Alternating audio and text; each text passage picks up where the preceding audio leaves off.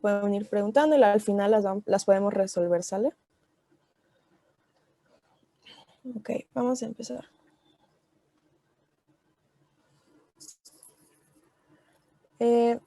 ¿Ustedes qué piensan que es la atención postparo cardíaco o qué debe de cubrir? ¿Alguien que tenga alguna idea?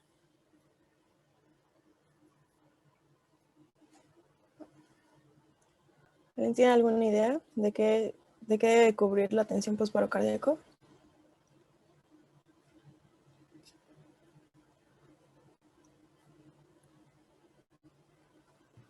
Pues serían las atenciones que se le van a dar al paciente que logró salir del paro cardíaco precisamente, y no sé qué medidas se tengan que dar, pero supongo que debe ser lo mismo que se daría antes, ¿no? Como oxígeno o alguna solución.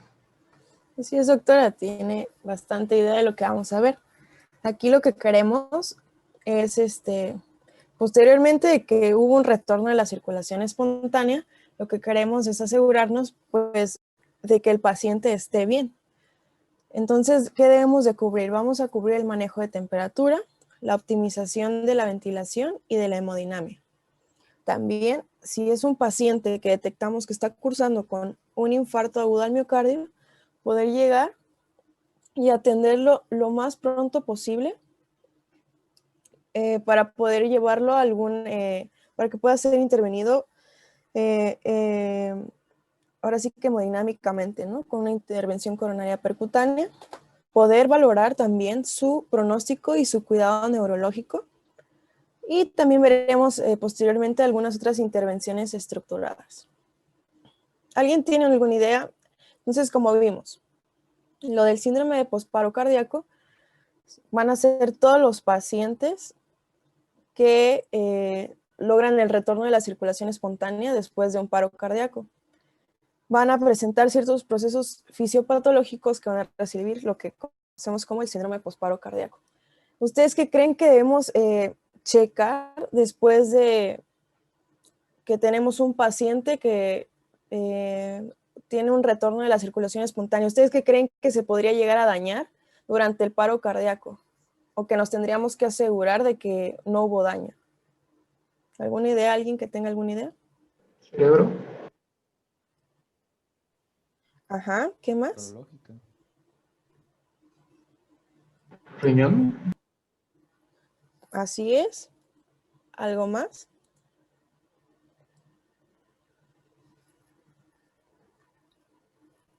Pulmones. Ok, así es. Entonces, lo que queremos darnos cuenta, lo que debemos de checar es lo básico, ¿no? Checar que no tenga alguna lesión cerebral postparo cardíaco, que no haya alguna disfunción miocárdica, alguna isquemia sistémica o que haya una buena respuesta a la reperfusión. Y también checar alguna patología aguda persistente y crónica que pues pudo haber derivado este paro cardíaco. A continuación vamos a ver ciertos pasos que llevan el algoritmo que vamos a aprender el día de hoy. O qué es lo que necesitamos hacer cuando tenemos ya un paciente con retorno a la circulación espontánea. El paso número 1 es, el paciente está con su retorno a la circulación espontánea. ¿Qué vamos a hacer? Pasamos a lo que es el paso número 2, optimizar ventilación y oxigenación. Aquí nos debemos de dar, tenemos que tener un rango en el cual checamos, ok, ¿cuánto creen que es la saturación óptima que debemos de manejar? ¿A partir de qué rango debemos de manejar la oxigenación en un paciente? ¿Tienen alguna idea? Menos de 90. No. ¿Cuánto es que podríamos decir que está correctamente o que está bien la oxigenación del paciente? ¿Alguien tiene alguna idea? 95, 99. A partir de 94% puedes decir que está, ahora sí que podemos hablar que está a partir de lo correcto según la guía de la CLS. Entonces, esto es algo que debemos de cuidar bastante, ¿no? También durante este paso vamos a checar que esté bien colocado el tubo endotraqueal, que las compresiones fueron correctas. Posterior a eso, que tratamos todo eso, nos vamos a lo que es tratar la hipotensión. Durante este paso, ahorita vamos a ver el tratamiento de cómo tratar la hipotensión y muchas de las causas que podríamos buscar para la hipotensión. Posteriormente que tratemos la hipotensión, tenemos que tomar un electrocardiograma de 12 derivaciones para ver si el paciente está cursando o no con, con un infarto agudo al miocardio. Y si sí, llegar al paso número 5, que es la reperfusión coronaria, inmediatamente, ¿ok? Posteriormente, después de que lo llegamos a la intervención coronaria percutánea, debemos de valorar lo que es la integridad neurológica, con algo bien simple, si sigue o no instrucciones. Si vemos que sigue instrucciones, podemos llevarlo automáticamente a los cuidados intensivos avanzados, y si no sigue instrucciones, debemos de iniciar el manejo específico de la temperatura. Aquí en la temperatura manejan un rango, la guía, que debe de ser entre 32 a 36 grados. Eso va a ser lo óptimo para tratar a un paciente con posparo cardíaco. Ahora, vamos a ver cada parte ya más específico. Cuando hablamos de optimizar ventilación y oxigenación, ¿cuánto les dije? ¿A partir de cuánto es el rango? 94. Así es. Bueno, entonces, cuando un paciente esté inconsciente, ustedes ya vieron el algoritmo, el inicial, que o no respira o no responde, pues sabemos que va a requerir un dispositivo avanzado de la vía aérea. Esa parte ya la vieron ustedes, lo de intubación y toda esa parte. Bueno, en un mundo en el que en los hospitales hubiera de todo, están los capnógrafos. ¿Para qué nos va a servir la capnografía? Va a ser para confirmar y poder checar que está correctamente el tubo endotraqueal. Con eso podremos asegurarnos. Entonces, como les había comentado, la concentración de oxígeno debe de mantenerse en una saturación mayor de 94. ¿Y cuándo podemos usar cuándo podemos usar oxígeno al 100%? Obviamente cuando no nos encontramos en un hospital y no tenemos cómo cerciorarnos si está correctamente el paciente. O sea, el ajuste del oxígeno no vamos a saberlo exactamente. Ahora,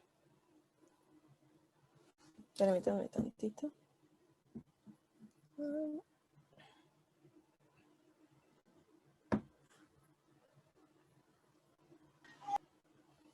Si nos vamos ahora. Okay. ¿Qué debemos de tratar? Obviamente, evitar la ventilación excesiva.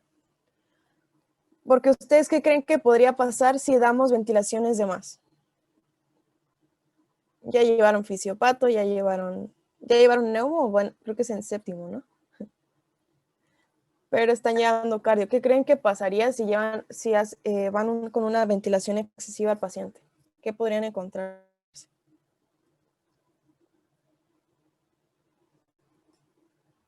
¿Alguien sabe? Se puede intoxicar, ¿no? Así es, en cambio de ayudar al paciente, que podría empezar una respuesta, por ejemplo, una acidosis o una alcalosis respiratoria, dependiendo de lo que estuviéramos viendo, si es la ventilación excesiva. Ahora, los profesionales en la guía dice que que podemos usar las ventilaciones a razón de 10 por minuto. Eso es muy importante.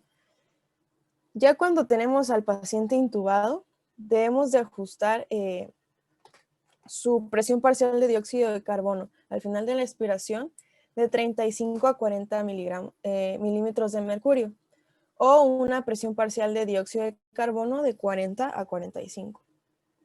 Ya si la temperatura de un paciente, eso es bien importante cuando ustedes estén en el internado,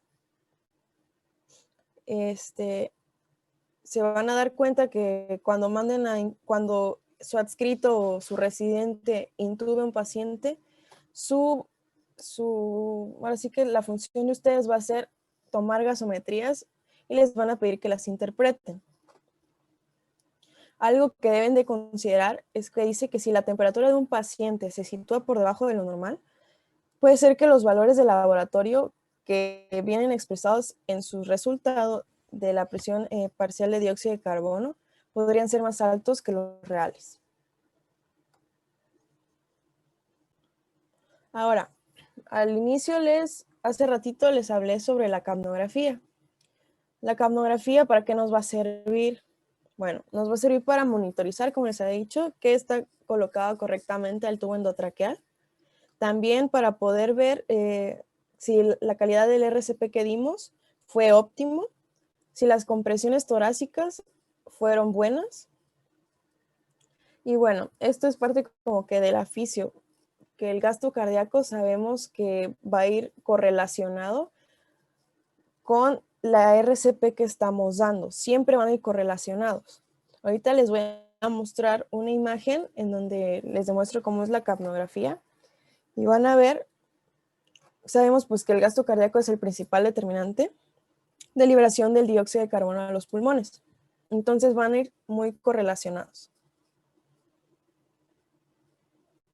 Aquí en esta imagen podemos ver cómo se ve una capnografía.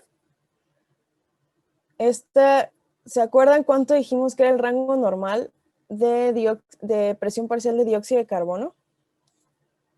Lo mencioné hace ratito. ¿Cuánto era? 35, 45.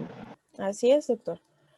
Vamos a ver en una capnografía el tiempo que llevamos y los milímetros de mercurio.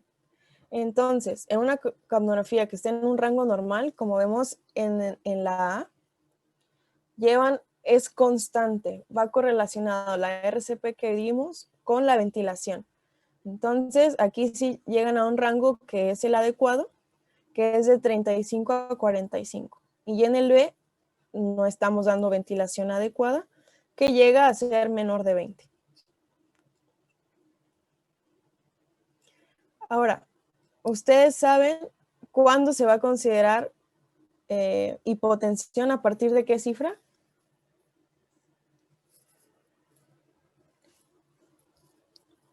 ¿A partir de qué cifra se considera que tenemos un paciente hipotenso? ¿Menos de 90? Así es, una presión arterial sistólica menor de 90. Entonces, después de haber checado que esté bien la ventilación, que estamos en un rango correcto de la saturación, nos pasamos a tratar la hipotensión. Va a ser con pacientes menores de 90 milímetros de mercurio en su presión arterial sistólica. Ahora, durante este paso, nosotros nos debemos de cerciorar que estemos, si no hemos colocado una vía intravenosa, este es el momento de colocarla. Y si durante el transcurso que venía ya en la ambulancia, los paramédicos ya le colocaron su vía intravenosa, aquí vamos a colocarla si no se la habían colocado. Ahora, también durante esta etapa debemos de tratar cualquier causa reversible que pudiera haber precipitado el paro cardíaco. Entonces, doctores, ¿ustedes alguna idea que tengan cómo tratar la hipotensión? ¿Cómo tratarían ustedes una hipotensión? ¿Alguien sabe? Con infusión de líquidos. Así es, doctor. ¿Tienen alguna otra idea con algún fármaco que puedan tratar la hipotensión? ¿Simpático mimético? Casi. Puede ser también con medidas vagales. No, ¿cómo es? No sé de dónde entra el masaje carotídeo. Pero eso es cuando, por ejemplo, tienen taquicardia. Ahí sí podemos usar los masajes vagales. Son cuando ya no tienen nada en el hospital y ya solo les queda eso, háganlo. Ya me pasó a mí. Aquí en la hipotensión, tengan siempre en mente esto. Lo primero que hacemos con un bolo IV de 1 a 2 litros de solución salina normal o puede ser Ringer lactato. Con esto iniciamos, ¿no? De ahí tenemos otras 3 opciones para que se les queden bien grabadas: adrenalina, dopamina y la noradrenalina. La adrenalina, la dosis es de 0.1 a 0.5 microgramos por kilo por minuto. Todo esto se da en infusiones. ¿Cuándo se va a usar esta adrenalina? En pacientes, pero que no estén en paro cardíaco. Pero pues que obviamente están viendo que el paciente a fuercitas va a necesitar un soporte inotrópico o vasopresor. Ven, ok, no está ahorita en paro cardíaco, pero lo veo todavía hipotenso, pueden usar adrenalina. La dopamina la podemos usar igual en infusión de 5 a 10 microgramos kilo por minuto. Y la noradrenalina va a ser la misma dosis que la adrenalina, de 0.1 a 0.5 microgramos kilo por minuto, igual en infusión IV. Pero ¿cuándo vamos a usar la noradrenalina? La noradrenalina la vamos a usar cuando es un paciente que ya tiene una hipotensión grave, que ya, a partir de su presión arterial sistólica menor de 70 milímetros de mercurio, o que tenga una resistencia periférica total. Y obviamente que no respondió a fármacos adrenérgicos como la dopamina, la feniladrenalina o la metoxamina. Entonces, para que les quede bien grabado, ¿qué podemos usar para una hipotensión? Según la guía, podemos usar bolo IV de, ya sea de solución salina o de Ringer lactato de 1 a 2 litros. Podemos usar adrenalina, noradrenalina y dopamina. Ahora, esto, ¿se acuerdan de las causas reversibles en un paro cardíaco? ¿Se acuerdan de eso? Ustedes ya lo vieron en clases anteriores. Las famosas H's y las famosas T's. ¿Alguien que me puede decir las H's, por favor? ¿Alguien que se acuerde? Es hidrogeniones, hipotermia, hipercalemia e hipoxia. Y había otra, pero no me acuerdo. Hipotensión. Así es. ¿Y las T's? Son tóxicos, taponamiento cardíaco, tromboembolia pulmonar, tromboembolia, creo, cardíaca y... Me falta no me una. acuerdo de la otra. Me falta otra. Sí, Siempre no, me falta doctoras, una. atención. Es. Muy bien. Bueno, les pregunto las famosas H's y las T's porque durante este paso es cuando debemos de tratar las causas más comunes del paro cardíaco. Entonces, por ejemplo, aquí viene el ejemplo de una actividad eléctrica sin pulso. Las dos causas reversibles de esta, las más comunes y frecuentes que les pueden preguntar, es por una hipovolemia o por una hipoxia. Entonces, por eso es tan común o es muy importante tratar las causas reversibles durante este paso. Por ejemplo, aquí hablamos de lo que es la hipovolemia. Como les mencioné, es la causa más frecuente, una de las causas más frecuentes de una actividad eléctrica sin pulso. ¿Qué va a pasar fisiológicamente hablando? Empezamos con una taquicardia sinusal, que bueno, aquí va a haber un aumento de la presión diastólica con disminución de la presión sistólica. Posteriormente, ¿qué pasa? El volumen sanguíneo se pierde a tal punto que se hace indetectable la presión arterial. Vamos a encontrar complejos de QRS estrechos con una frecuencia rápida. Y pues a esto le vamos a decir una actividad eléctrica sin pulso. Aquí debemos de considerar siempre la hipovolemia como una causa de hipotensión. Esto ténganlo en mente. Y bueno, debemos de tratar esta hipotensión y algunas de otras causas que pueden dar esta hipovolemia. Puede ser por una hemorragia o por una deshidratación grave.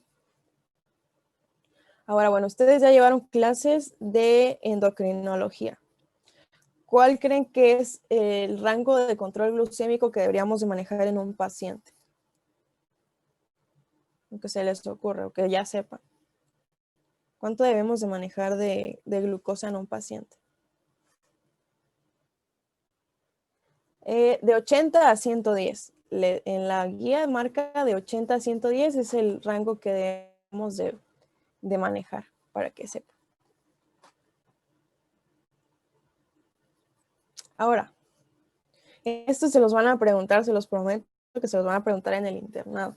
La optimización de la hemodinamia. Les van a preguntar, después de que tengan un paciente con posparo cardíaco, lo que debemos de intentar es que el paciente tenga una presión arterial media mayor de 65. Eso, grábense, se los prometo que se los van a preguntar. ¿Cuánto queremos de PAM? En un paciente, lo óptimo es mayor de 65 milímetros de mercurio. Con esto podemos decir que el paciente no está chocado prácticamente. Entonces, a partir de esto, después de que checamos ya que esté oxigenado y ventilado bien el paciente, después de checar que el paciente también ya corregimos la hipovolemia y las otras causas reversibles, ¿qué hacemos? Vamos a tomar un electrocardiograma de 12 derivaciones. Entonces, ¿para qué? Pues por si teníamos una sospecha, podamos tratar este infarto agudo al miocardio si llegara a tenerlo. Entonces, durante este tiempo debemos de ser muy rápidos para poder llevar a un paciente a reperfusión coronaria, porque pues el tiempo va corriendo, ¿no? ¿Qué vamos a hacer?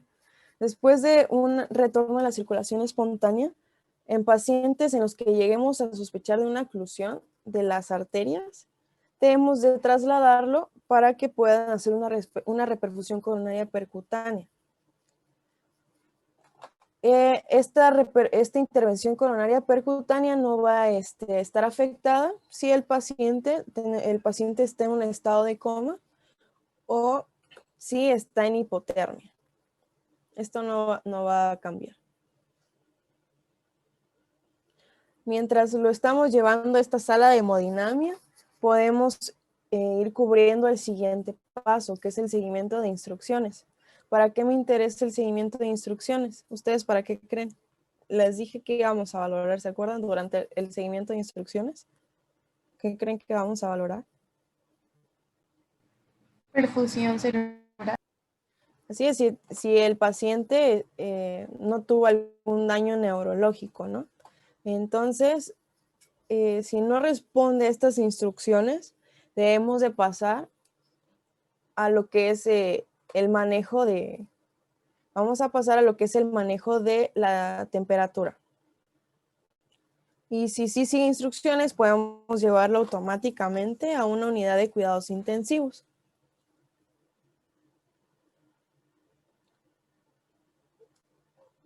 Ahora. Disculpa, ¿en manejo de instrucciones se hace con alguna técnica especial, con Glasgow o con ADVI? Sí, o con cualquier podríamos empezar con Glasgow. Esa es, yo creo que la clásica. Podemos ver podemos preguntarle, paciente Juanito, ¿puede levantar su brazo? O sea, hay cosas tan simples que a veces hasta las damos por hecho. Con la escala de Glasgow sería más que suficiente. Cuando le preguntes en dónde está, disculpe, paciente, sabe dónde se encuentra, que mueva su brazo, con eso podemos ir valorando ahora sí que su estado de conciencia. Ahora, en el manejo, sí, de nada, doctor. Manejo específico de la temperatura, habíamos dicho que es entre 32 y 36 grados centígrados y debemos de tratarlo mínimo por 24 horas. ¿Ustedes tienen alguna idea de cómo tratar esta temperatura? Si tuviera fiebre, ¿cómo le bajaríamos la fiebre? ¿Tienen alguna idea? Váyanse hasta lo más obvio. A veces lo más obvio es lo mejor. Por medios físicos. Así es, doctor. Con compresas, muy bien. Y más en los hospitales que tenemos, les juro que con las compresas y le van a pedir a los familiares con bolsas de hielo. Cuando un paciente tiene mucha fiebre, hasta les ponen bolsas de hielo. Entonces, podemos usar estas opciones que vienen aquí abajo con combinación de alguna infusión rápida de líquido isotónico enfriado con hielo, siempre y cuando no contenga glucosa, a una razón de 30 mililitros por kilo en los catéteres endovasculares, dispositivos superficiales de enfriamiento y, como vimos, intervenciones superficiales sencillas, desde compresas o las bolsas de hielo. Bueno, hay ciertas características específicas en un paciente que nos podría servir más tener una temperatura baja, o sea, como de 32 grados, o una temperatura un poco más alta, como de 36 grados. Aquí sería en una baja, si hablamos de un paciente que está con convulsiones o con un edema cerebral. Y en una temperatura más alta, sería un paciente con hemorragia. ¿Cómo podemos pronosticar o ir valorando la parte neurológica del paciente? En pacientes que reciben tratamiento con el manejo específico de la temperatura, el pronóstico, lo vamos a hacer con la exploración física, debemos de retrasarla mínimo 72 horas de haber iniciado este tratamiento, ¿ok? Después de que se recuperó la normoterapia. Y en aquellos en los que no se aplicó el manejo específico de temperatura, el plazo es un poco antes de las 72 horas del paro cardíaco. ¿Por qué es bueno el manejo específico de la temperatura? Ya que está comprobado que la hipotermia terapéutica es la única intervención demostrada para la recuperación neurológica después de un paro cardíaco. Debe ser tratada al menos 24 horas. Y bueno, debemos de monitorizar nosotros como profesionales de la salud la temperatura central, pero no lo vamos a hacer como normalmente estamos acostumbrados, ¿no? Que con el clásico termómetro axilar u oral. Lo vamos a hacer a partir de un termómetro esofágico o podemos usar una sonda vesical, siempre y cuando el paciente no esté anúrico, o en un catéter en la arteria pulmonar.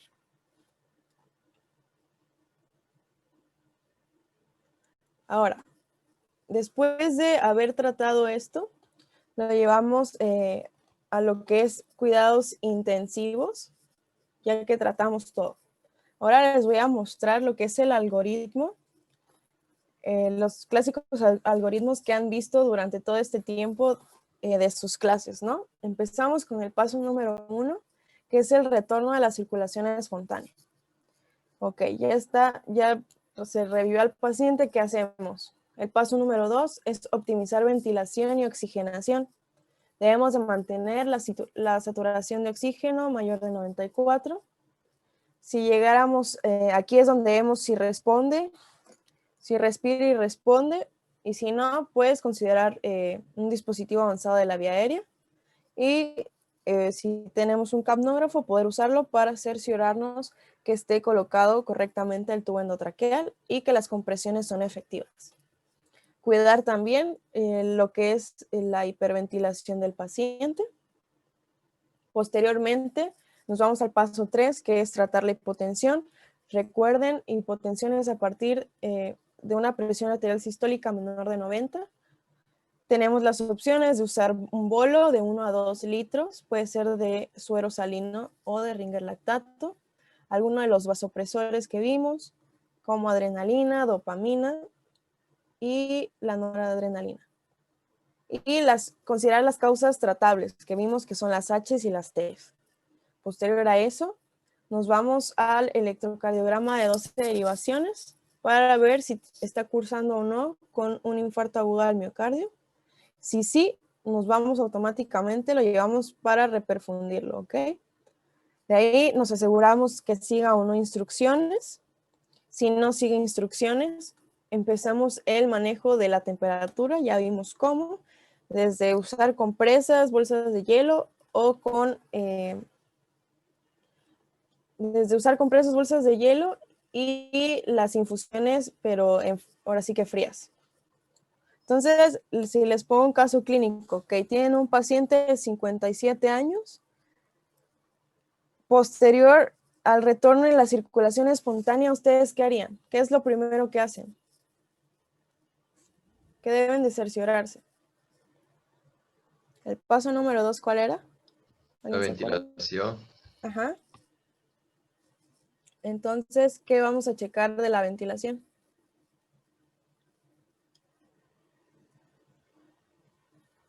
¿Alguien se acuerda? ¿Cuánto era lo óptimo que necesitábamos de la saturación? Más de 94. Así es. ¿Qué más íbamos a checar durante este paso?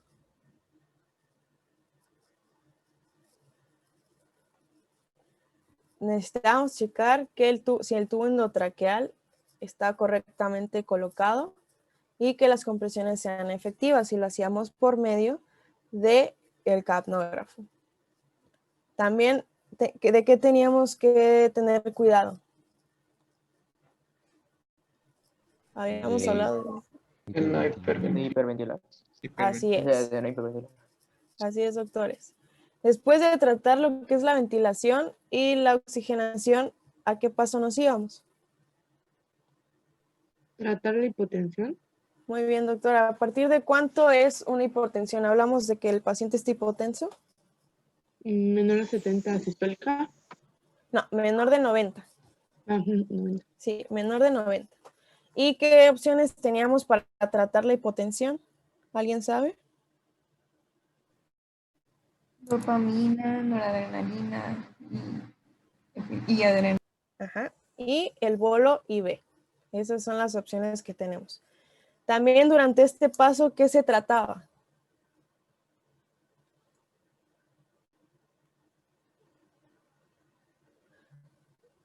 Doctores, sí, si se termina, está como a 1 minuto de terminar esto.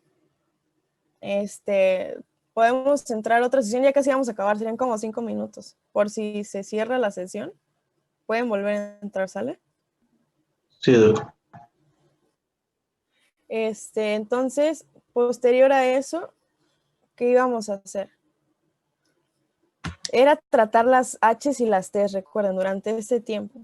También se tratan H's y T's. De ahí nos vamos a que después de que tratamos lo de la oxigenación y la hipotensión, ¿qué se tomaba?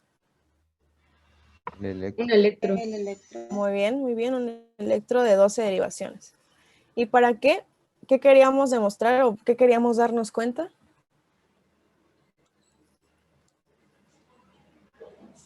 Si no está cursando, ¿con qué? Con otro infarto. ¿Infarto? Así es. Y si está cursando con el infarto, ¿qué vamos a hacer?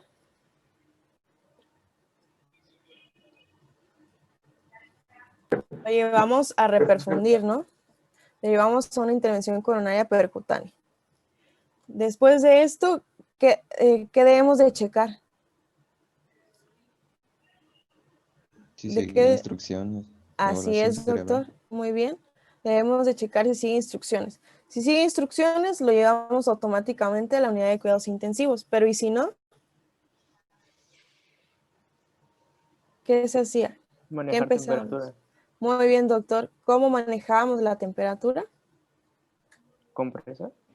Desde compresas, bolsas de hielo o una infusión, ahora sí que fría, siempre y